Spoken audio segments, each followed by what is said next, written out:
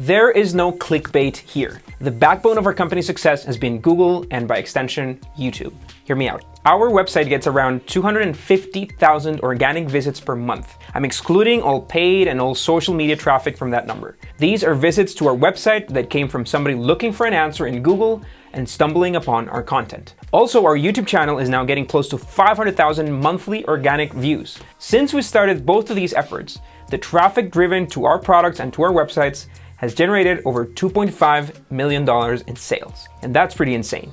In this video, I'm going to talk about what we did to kickstart our ranking in Google search, how much money we've spent doing it, and how much money we spend today. Finally, we'll help you figure out if or when your company should attempt to do content marketing.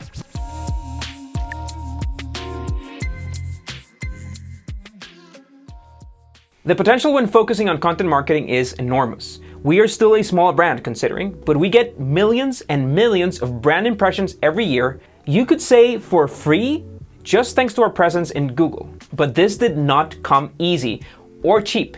It took us years to develop it. The early stages. In the early stages of the company, we had a small blog and very basic social media presence. This is back in 2014, so having a Facebook profile still translated into some organic views and some organic traffic. It's completely relevant now. So we didn't do content marketing per se, at least not diligently. We mostly just published simple articles and promoted them on social media without a lot of money to boost them. At this stage, we didn't have our business model clear, so we were mostly looking for leads and signups, free beta testers that would give us some data about our product experience. Scale. This was the question that changed the course of our company, for reals. When we joined the 500 Startups Accelerator, our point of contact, Purnima, said, "We're going to give you $75,000 as part of this program. How will you spend them to scale faster and bring users profitably?" That question pointed out two critical flaws in the way we were thinking about our business. First, let's understand what bring users profitably means. What you pay to bring a user into the platform needs to be less than the revenue that you get from that user. That's like basic business. The fancy term is unit economics. So at that stage, we were charging $5 a month for our product.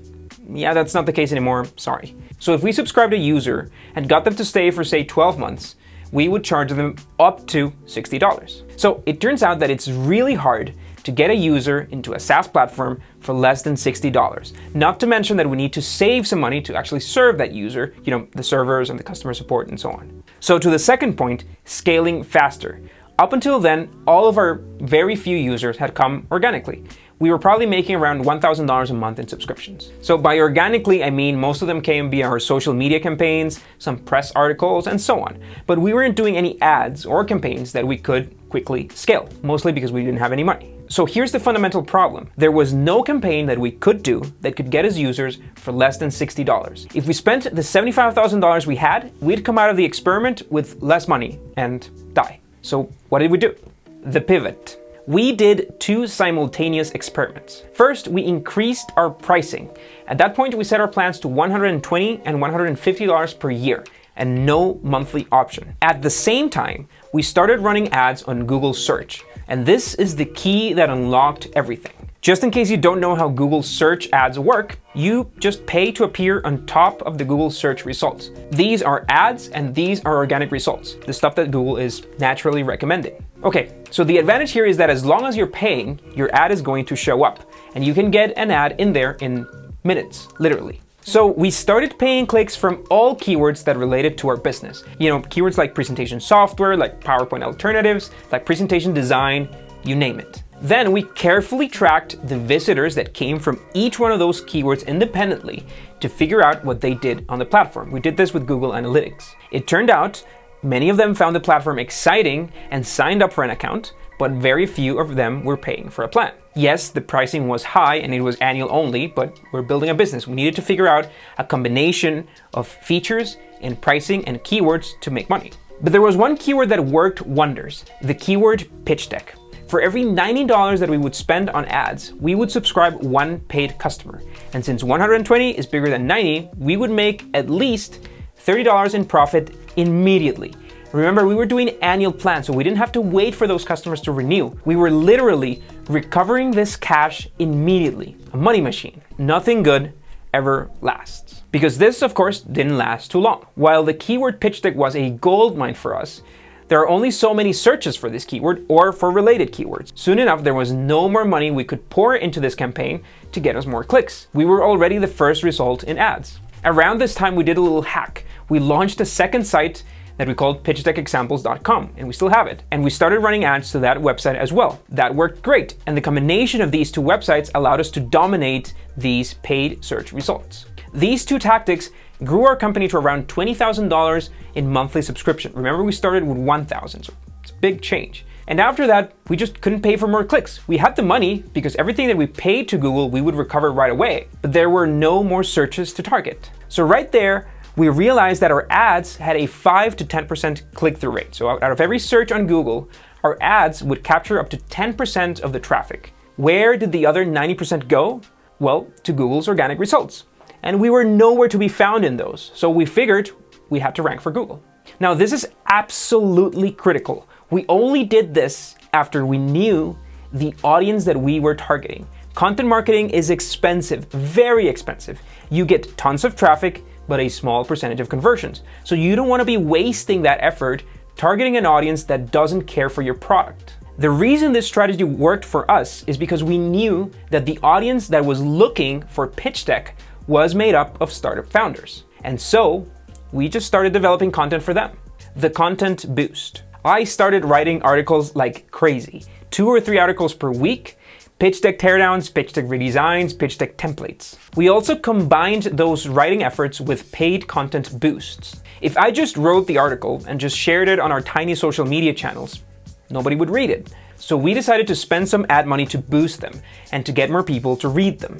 Now, we focused on getting readers as cheap as possible, but always making sure that the traffic that we drove actually read the content. If you push traffic to a page and they leave 3 seconds after they land, the Google algorithm will figure out that your content is terrible. These articles were, of course, optimized for search. That's called search engine optimization. And the combination of the extra quality traffic and the sudden burst of content from this page called Slidebean.com started getting our content to the front page. Now, this effort lasted around 10 or 11 months, the longest bet we had made on a single campaign up to that point. I estimate that we spent around $70,000 over the course of those 11 months. Now, everything was done in-house, by the way. Our marketing team grew from just me to a group of 4 people throughout that time. But 1 year later, we had articles ranking in 1st, 2nd, and 3rd place for the keywords that were valuable to us. We even stopped running ads because the traffic now came quote-unquote free. Slidebean and the company that we are today was built on the backbone of this experiment. We grew to over 10,000 customers and over $1 million in annual revenue from people finding us through search. And we, of course, continued to publish content. We stopped driving paid traffic and our domain became powerful. The content we post in our blog now ranks rather easy because Google already considers our domain a source of valuable content. But then we reached another ceiling. We were capturing most of the searches related to pitch decks and investor decks, and we were still a small company. But now what? There are a bunch of customers that are not looking for pitch decks and investor decks and still need one. Then came YouTube. YouTube is, after all, the 2nd largest search engine in the world. So we began creating video versions of our blog posts, which completely failed. If you're curious, you can find some of those really old videos by scrolling deep down into our video uploads. I don't recommend you do it. We do have a funny-ish version of this same story, which I shot while I drank 1 Jägermeister shot per minute. That's a true story, but it still didn't work out.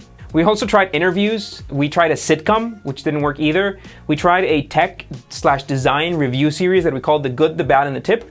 Also didn't work. Finally, in October 2018, we found our format. This format. That's me reading from a teleprompter in front of a green screen with some fancy graphics behind me. I'm a digital animator, so I actually did the animation on those first few videos. After we found the right combination, we then expanded the team. And now we have 3 people who work behind the scenes to get 2 of these videos to you every week. Now, is this the right path for your company? Should you do content marketing? Before I tell you, make sure that you don't miss those 2 weekly videos by hitting that big red subscribe button. All right, now, so why shouldn't you do content marketing? Well, you should not do content marketing as your first strategy. As I said, it's expensive, it takes time, and there's a lot of trial and error. These videos are expensive. Our latest estimate tells us that each one of these videos costs well over $1,000 to produce, and that's considering that we don't outsource anything. Your company has to do content marketing once you figure out that your unit economics work. Once you know what the perfect audience looks like and the type of content that they consume, then you can double down. I still believe Google search ads are a fantastic method to figure out if your unit economics are working. We have another video on startup growth, which covers a few other options, and you can use it in the early stages. Some other ways in which we can help: I have some consulting hours available to help companies around this stuff. You can find my contact info in the description. And then there's Slidebean, of course, which you can use for free by signing up at slidebean.com/YouTube. Finally, if you have any questions around this, we have a Discord channel and we do a live session after we launch each video. So go ahead and join. Link also in the description. See you next week.